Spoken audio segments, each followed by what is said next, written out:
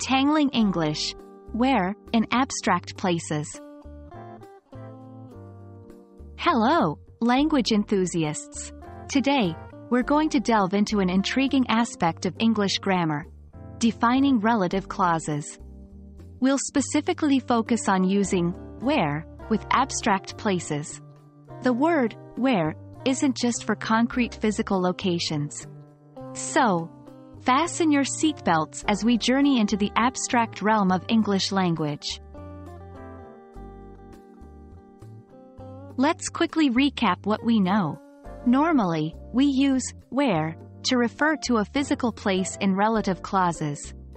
For example, this is the park where I used to play as a child. Easy, right? But English is not just about concrete places. Let's see what happens when we move to abstract locations. Abstract places are locations that are not physical. They are not something you can touch, see, or visit.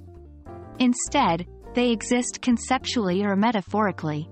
For example, he is in a place where he feels happy.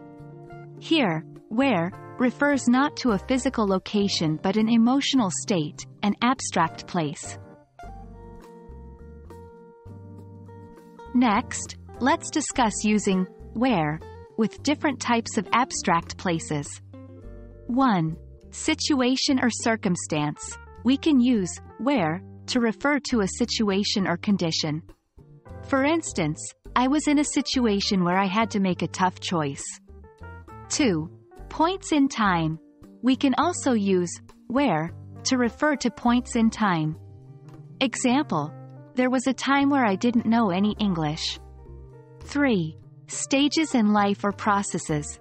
Where can be used to indicate stages in life or different parts of a process. For example, we are at a stage where we need to take action. 4. Mental or emotional states. As seen before, where can also denote mental or emotional states. An example would be, he's in a place where he doesn't trust anyone. Remember, these abstract places can be as real in language as physical locations. It's all about the context. Here, we will explore a few sentences to understand the practical usage of where in abstract places.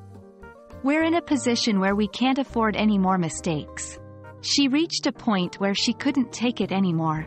There was a moment where I thought I lost everything. In all these examples, where helps us pinpoint an abstract place within broader situations or conditions. Well, that wraps up our journey into the fascinating world of using where with abstract places. Remember, language is not just about grammar rules but understanding the abstract concepts that help us communicate more effectively. Embrace the ambiguity of English and explore its various shades. We hope you found this video helpful. Stay tuned for more grammar adventures and keep practicing. Until next time, happy learning!